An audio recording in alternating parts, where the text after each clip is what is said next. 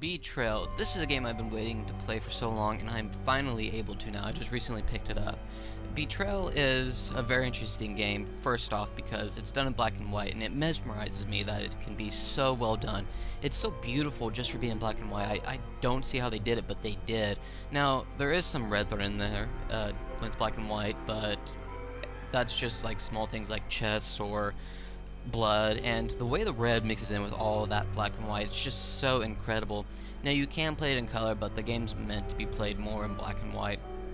Also, the game does not hold your hand, it just throws you in there. You just start off on a beach after some accident, and it's like, go do what you need to do. It's like, what am I supposed to do? I'm not going to tell you, you go find it. And I was like, oh my god, this is amazing.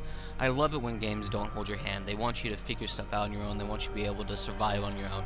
This game does that. It's kind of like Dark Souls and stuff. It just throws you in there, and it doesn't give you any story like Dark Souls does, because Dark Souls gives you a basic story, and this, it just tosses you, and it's like, you're on your own.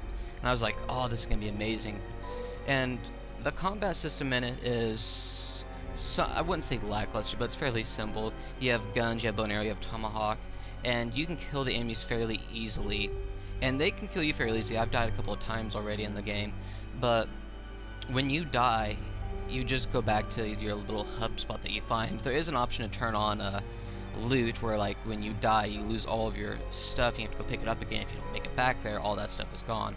So there is that to make it a little bit more difficult, and the game isn't too easy. It has some difficulty to it, but you shouldn't have too hard of a time in the game. And the game doesn't have much of a horror element. What I find neat is that when you get to the hub spots, there's this little bell you can pick up, and you have to put it up, and when you ring the bell, you go into like this other world. It's like a Silent Hill type thing. You hit it, and it's like, oh, you're in this other world, creepy, with different types of monsters. There's like these skeletons that go around and find you, and there is some reasoning behind why you have to go into that world, because there's some little like totems or pillars that you have to do to kill all the things around it, and it gets rid of the darkness on it, which unlocks like a gate to another area. So there is a reasoning why you need to go into that world, and you can help some ghosts and go find what they need. And the game's just really interesting. It has some neat little elements. I was quite surprised by how good this game actually is. So far, I have not regretted it.